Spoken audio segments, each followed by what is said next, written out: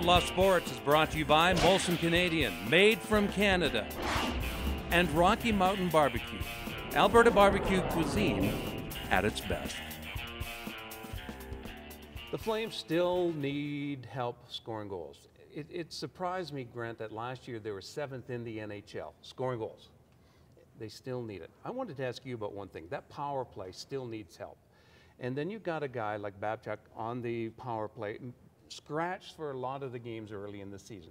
I know he's a defensive liability, but that shot, I mean, you know, I don't like Tanguay on the point, you know, because you got to have a guy that pulls the trigger. I agree with you. And just let it rip. I think, Mike, they've learned their lesson on that. Did he not play in the last 2 games? I think he did. Yes, I think he did. So I think that experiment that they bore out what you say, that they need Babchuk for a poor power play. You need Babchuk's booming shot from the point. Absolutely. He's okay. In the game in Denver, he played with Derek Smith about 10 minutes a game. I think that's pretty good. And then you get him power play time. I think that's the best scenario. Corey Sarich, does he have an injury? Not too sure. He might have an upper body, lower body, mid body, back body, front body injury. What about benching Morrison? Healthy scratch. I was shocked. For a team that needs centermen, I thought he was a veteran centerman they badly needed when he missed the first few games of the season.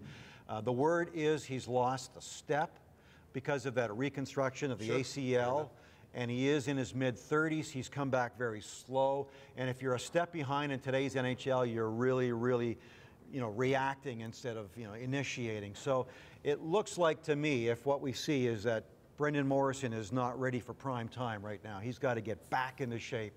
Roman Horak is? There is a guy, you got 20-year-old guy nobody had heard of, is now your #1 centerman until Michael Backlund comes back.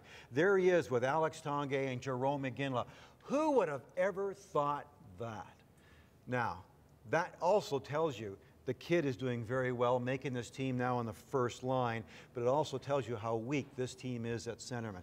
I've said this before. Craig Button, former Flames GM, now a hockey analyst, says the Flames' biggest problem is at center. When you don't have enough quality guys initiating play in the offensive zone, doing the right job in the defensive zone, after a while in the game, it just kicks your spirit. You just, as a winger, you just don't have it anymore.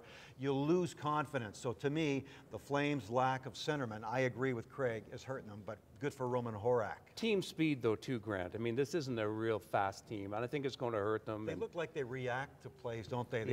They look slow. That was a problem before. I think it's still a problem, Mike, and it's not going to go away anytime soon. I think it's a long, they don't want to use this word, Grant.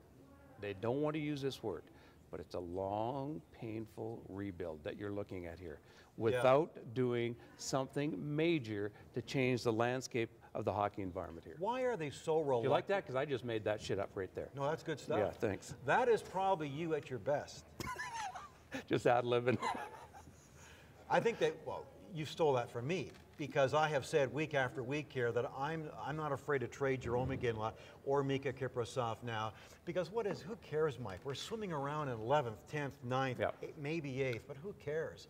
It's not going to get any better until you make that tough decision. It's like you and your finances. You want to keep this big mansion out in the country, but you got these expensive cars in the driveway.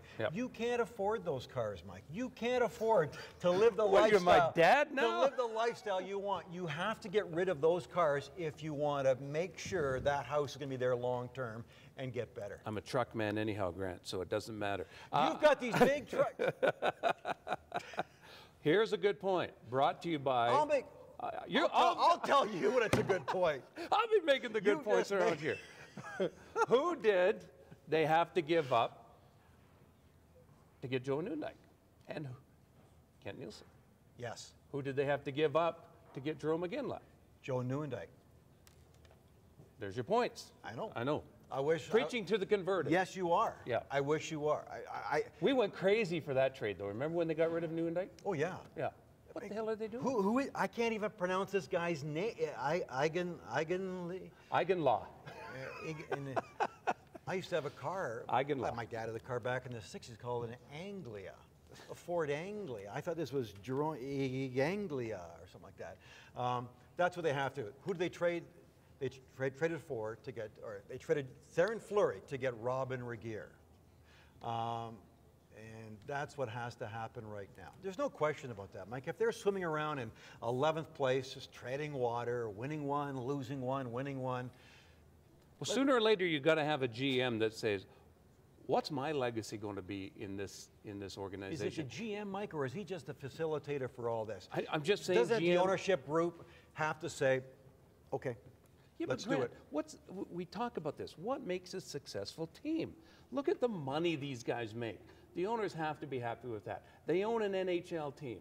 They are rich 5 lives away. They're just rich. They don't care. They don't care about what? I don't think they care. I think they're rich. Yeah. They got a team out there. You know they what? got Jerome. That's a good topic, and I wish we could do some research on that, but you can't get to the owners because I think owners like the Siemens, Yeah. Doc and BJ Seaman, I think Harley Hotchkiss really wanted to win. They won. Really, they won they it cared. once. Yep. I don't know if this ownership group that people probably couldn't name beyond Murray Edwards, if anybody could name him, care about winning right now for reasons you just said. If the bottom line, if you're making money, if you're not losing money, we're okay. We're selling out, everything is okay. How much they really want to win, I don't know. I think it was different back then too, Grant, because they had the Edmonton Oilers, and everyone says, oh yeah, Gretzky and those guys suck. I'll tell you what, Gretzky not only gave Edmonton great years to watch hockey, it made Calgary a better hockey team because Cliff Fletcher had to do something because he was just getting their ass handed to him all the time. He had to make a better team out of here to keep up with the Edmontons. And really, here's something I think that's what. So this might happen again. This might happen again because of what's happening up there. I think so. I think that's a valid point. I think what's going on up there, and what if they get a new arena too, Mike? Yep. Yep. It is the Oilers were. Remember Pekka and Pronger? Nobody wanted to stay there. These free agents, nobody wanted to stay there. It's now looking like a better place to play than Calgary in the short term, and maybe even the long term. Here's something I learned pretty recent, that in the 90s, Glenn Sather had a lot of pull and influence on Harley Hotchkiss. Nobody knew this around here, and that Sather would say to him, I had to trade Gretzky. We just had to. You can't keep all those guys in Calgary, And so Harley was reacting and getting rid of all these guys. That's what I heard. Don't know if it's true, but that's what somebody said, that Harley was very much influenced by what Glenn Sather was saying, and the economics, they were just getting rid of these guys left, right, and center to the detriment of the Flames. The Flames have never recovered. They've never recovered from the Doug Gilmour trade. And that was part of that. Yeah. That was the beginning of it, because that was the early 90s, 91, 91, I think it was. And then you go to, Theoren Fleury is probably the latest in 98. Sure. Yep. So, again, Mike, I think the most important thing is this is still entertainment. And when I watch the games on TV, it does not look entertaining. I know people who go down to the games all the time and they say, I can't believe I spent money to watch this. So if you're swimming around in 11th place, if you're playing boring hockey, that's not a recipe for success. And we'll just put this to bed because we've gone on too long. But remember the playoff games, Grant, between the Flames and the Oilers. You couldn't wait for those games to come. When was that? Way back when. But you remember what I mean? They need that excitement again. Remember what it was like, those playoff games, and those fans were rabid. Sather used to get people pissed off and fired up. And yeah, the they playoff need games that in element. 04 were exciting. Sure they were. They were. And to me, that was Flames fans at their very best. But 04 better than it was in the 80s and 90s. Yeah, but even those regular season games when Sather brought the Oilers in town, there was an air of excitement to those games. Tired of going to redneck barbecues? Well, you better call Rocky Mountain Barbecue. Alberta barbecue cuisine at its best. Great tasting food, clean and efficient service. Check us out online or call Rocky Mountain Barbecue.